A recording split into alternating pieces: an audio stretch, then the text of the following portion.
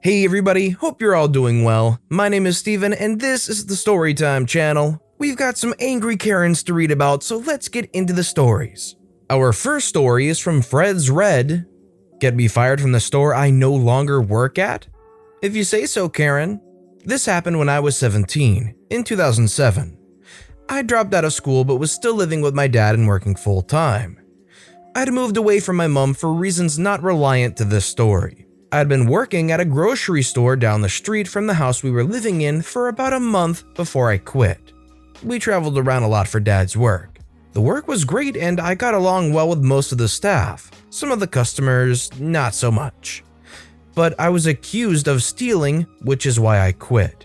On my lunch break one day, my supervisor took my till into the back room for me while I went for lunch. We were supposed to do it ourselves, but my naive self didn't think to question it. Not my smartest move. At the end of the day, when I was in the back room counting my till, I came up $50 short, which I knew was a mistake because I would never steal money. My supervisor denied taking my till and the manager took her side, so I decided where they could shove the job. On to the story. A week later, I had to pick up the essentials, so I begrudgingly went there to get what I needed. I should mention that the store uniform was a bright red t-shirt and black pants, and I was wearing a light blue singlet and bright colored rainbow shorts. I was on my way to the deli when I heard someone behind me say, "Excuse me," but didn't think much of it as I no longer worked there. A few seconds later, I heard someone say, "Excuse me," even louder, so I turned around. It was a customer I recognized as a Karen. She would come in every few days and would expect everyone to bow to her every whim and complain about prices or stock not being available. "Can I help you?" Probably the wrong thing to say, but the first thing that came out of my mouth. "Where are the rice cakes?" I don't know. Probably with the chips?" I had only ever worked at the registers, so I didn't know the layout of the store very well. "No, they're not. Go find them for me." "Go find them yourself. I'm not your maid." "How dare you speak to me like that? I'm going to get you fired." Me, finally understanding, "I don't work here." "Yes you do, you're here all the time. Why aren't you in uniform anyway? This is horrible customer service. I'll get you fired, young lady." "I quit last week, so go your hardest. I'm glad I don't have to put up with nightmare cats like you anymore. So you can shove your rice cakes right up your freckle and find someone who cares." I didn't wait for a response and just turned and walked away. It felt so good to tell her where to shove it after putting up with her crap for a month. I received a call from Target the day after I'd quit regarding the job application I'd placed there and was given a job there a few days later. I still can't believe my luck and the perfect timing. And although working at Target was better, it wasn't short on Karens, and I have many Karen stories from my work in retail, which I'll share in future posts. So knowing you quit, knowing you're free, and this Karen had been bugging you for at least a month, would you have berated her like OP did? Would you have just silently helped her? Would you have just walked away? What would you have done? Let me know in the comments below. Our next story is by 11 Bravo NRD. "We are all working here, but no one works here." I currently work as a commercial electrician, and our company is the go-to for Aldi when it comes to remodels of their stores. A majority of the remodels are extensions on the existing building, so for the first month or so we work in the new area, while the store is open with a temporary wall separating us. Customers get used to seeing construction going on while still being able to shop. Signs are regularly posted informing the customers when the store will be shut down, and several days before, many of the Aldi employees inform them of the store's temporary closure. So shutdown happens, and there are many more trades all working there at the same time. Heavy equipment is brought in, an example, cranes, forklifts, boom lifts, cement trucks, etc. It is obviously an active construction site, and most of the time fencing is placed around the building, and more signs are posted that the store is closed and to keep out. Yet all this does little to stop these swarms of zombie customers still trying to come inside and shop. They move the gate to drive in, squeeze between the fence, step over construction materials, ignore the shouts of the construction workers, all to enter the building and be confused as to why these shelves or lack thereof, are bare and they can't get the Aldi deal on quinoa. Now to the good part. We are 3 to 4 weeks into shutdown and the typical sights, sounds, and smells of construction can't be heard emanating from the building. Enters an oblivious Karen. She's walked through all the aforementioned obstructions, ignored the signs, toned out the plumber who told her the store is closed, and is just standing several yards inside the store. Seeing the confusion on her face, I tell her the store is closed, but she fails to hear me. I walk closer as she is about to be standing underneath a welder with molten slag falling from the ceiling. I reiterate the store is closed, but the sights of 40 guys all doing different types of labor has clouded her mind. She then sees me and asks, "Are y'all still open?" Fed up with this woman's ineptitude, I call upon my skills of being a combat veteran who has learned to yell with a voice so booming that God himself would tell me to STFU, I can hear you up here. I don't work here, but the store is closed. You need to leave now. Even with my message being so loud and clear that workers in the back of this store stop and look at the commotion, the simple Karen still can't get the message. All she has heard is, "I don't work here," and continues her trek further into the store. I now come face to face with her as there have been instances of people trying to come on active construction projects to get injured and sue the company in charge. Being the simple mammal she is, Karen is stunned that her pilgrimage is being blocked by me and asks, "Can I just get a few things?" My mind locked up tighter than a safe at Fort Knox. My brain plays the Windows XP sound as I take a second for it to reboot. I gesture towards the empty and demoed shelves and ask her what is she going to buy. My point-blank blast of sarcasm is too little to pierce the veil of stupidity of this Karen who takes the sweeping gesture as an invitation to be my guest and tries to continue the perilous journey in search of sustenance. Finally, reinforcements have arrived as the general contractor approaches and physically walks her out, telling her the store is closed and she needs to leave before she is hurt or the police are called. It finally ends as the Karen concedes with a final retort of, "Well, I never." This sounds like something straight out of a Mr. Bean movie or something. For those of you that don't understand the reference, he's a almost mute guy that kinda just walks through any kind of trouble, somehow makes it out unscathed, but usually does all these crazy antics and goofy ideas and wacky things. This Karen just kind of obliviously walks into a store, expecting to go pick up some milk or something, sees all these workers and is just having a kind of moment and just keeps going further and further in until they are physically led out. Just so oblivious. Our next story is by Thegaypan. I want you fired because your voice isn't ladylike enough. Alright, to preface this, I am not a legal age to get a job, but apparently to this lady I looked like I am. Also, I have a deepish scratchy voice.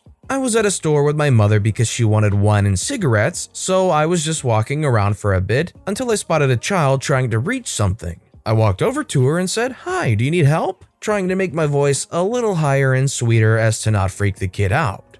Child said, "I can't get the card." I grabbed the card for her and gave it to her, then turned around to leave when Karen enters the aisle. Child says thank you while I'm walking away, and without thinking, I just said, "You're welcome," in my normal, deep, apparently boyish voice. Karen walked up to me and said, "Excuse me, did you help my daughter with something?" She didn't say it in a rude way, so I just said, "Yes, ma'am," and figured that was it until she grabbed my shoulder while I was again just trying to get back to my mom. I said, "Can I help you?" and she asked what part of the store had frozen food.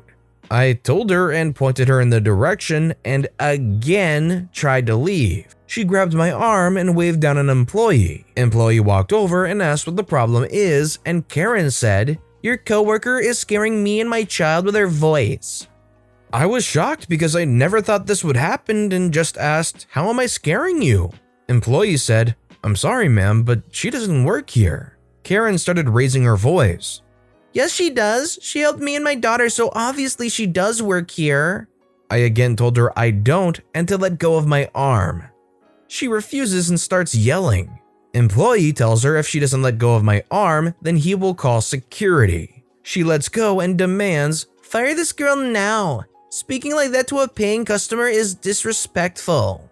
Employee again calmly tried to tell this woman I'm not an employee. I give employee a look of, "Can I leave now?" And he nods, so I left to find my mom. Even if OP was an employee, you can't get somebody fired over their voice, and it's just because it's deeper and scratchier than you thought it would be? That's why it's scaring you? I think this Karen deserves to get banned from the store for stupid stuff like that, let alone the whole grabbing you and holding you thing. The next story is written by HMG07. Corporate daycare has a weird uniform. In my early 20s, I worked for a now out-of-business daycare. Their uniforms were red shirt, tan pants. I have no idea why. There was a big super Target on my way home, and I'd stop there and look around at their cheap DVDs and CDs. I had this sweet elderly woman ask me if I worked there, and I said I didn't, but she looked really stressed out, so I asked her if I could help her anyways. She had a big list of bands her granddaughter wanted CDs of for Christmas, and none of the names sounded real to her. So I helped her find a couple and went on my way. Turns out, she told the manager his red-headed worker was really helpful, but should have been wearing a name tag so she could have given credit where credit is due. So, not a dramatic story, but it did crack me up. Yeah, in that situation, I definitely would feel for the grandmother too, and I'd want to help her out because I'm sure if she didn't know what to do and what to look for, it would be such an easy thing to help her out, and it would mean a lot to her and her granddaughter to make sure they get what they want. The next story is written by Love Potion -9, some bull at the craft store. This is more of a I used to work here but no longer do sort of story. So I used to work for a very well-known craft store that also sold a lot of fabrics. I was so excited to get hired on at this store because I absolutely loved shopping here. My love for the store quickly went to shoot. We were forced to wear these huge neon green aprons that we weren't allowed to take home and wash. I'm a small woman, about 5'3". My apron came down to my ankles, and my managers refused to order me a smaller size. Well, along with my apron dress, I was also scheduled 4 to 8 hours a week. I basically got paid enough to afford the gas to drive to work. I also had a manager who hated me for no apparent reason. I'd ask for a quick restroom break and get threatened with a write-up. Show up early for work, get accused of trying to rip off the company for extra money. Just blatant harassment. It's worth noting that I worked here for 4 months, and none of the managers, including the GM, remembered my name. The breaking part for me was when I got my new schedule for the week and my GM had me down to work 12 to 14-hour shifts every day that week. I told my GM about my college class hours and she told me to just skip because they needed me more since she was going on vacation to Mexico. Huh. No, witch. You can't remember my name and now you're gonna work me to death because you want to dip out suddenly? Nope. I didn't show up for work that first 14-hour shift for the week and nobody noticed. Fast forward to the end of the week, no calls from anyone. Okay, peace out. Now for the good part. I hadn't worked there for about 3 months when I get a random phone call. I answer and I'm instantly getting screamed at by some super pissed off lady. I deleted the store number so I didn't realize it was my old GM calling me. Where are you? You were scheduled to be here at 11 a.m. and it's 2 p.m. Get here now. Who the heck is this? How dare you? Have you forgotten who you're speaking to? Yes, actually. I'm writing you up as soon as you get here. You better get here ASAP. Crazy witch hangs up and I'm sitting there like, did she just now realize I haven't been showing up for work? There's no way, right? Well, I decided to be a butt and I showed up to the store. Walked right up to my old boss, hoping she'd just lay into me so I could get her fired for yelling at a customer. Nope, she didn't even realize who I was. I ended up buying some mermaid scale print fabric and giving the store a super crappy survey and using the GM's name personally. Blocked the store number as well. I'm honestly surprised this manager is still employed.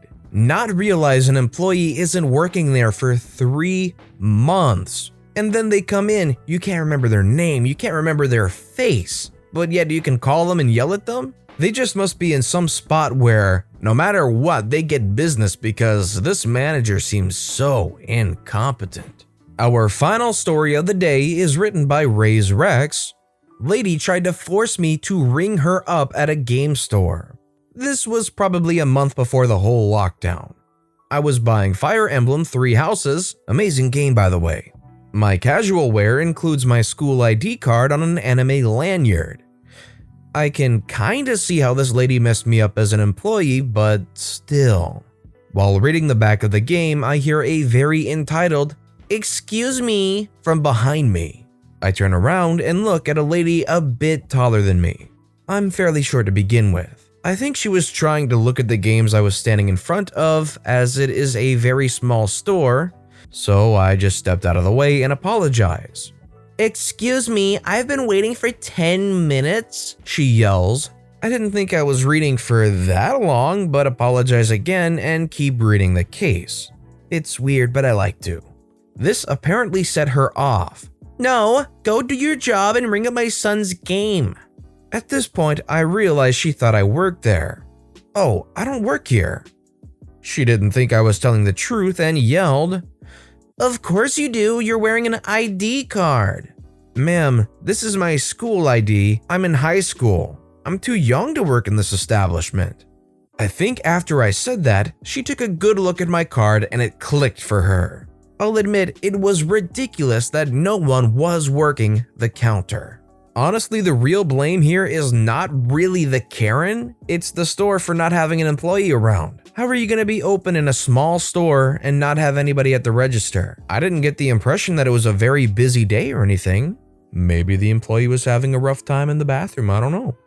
But that being said, that's all the stories we have for today. So if you want to let me know which of these stories that I've read for you today was your personal favorite, leave it in the comments down below. But besides that, if you enjoyed the video, please consider giving the video a like, and if you haven't, subscribe and turn notifications on. Both of those things help the channel immensely, and I appreciate every single thing that you do. Whether it's just watching the video, whether it's subscribing and turning notifications on, or giving the video a like, I appreciate every single thing you do to support me right here on the Storytime channel. That being said, I hope you all have a wonderful day, and I'll see you all next time right here.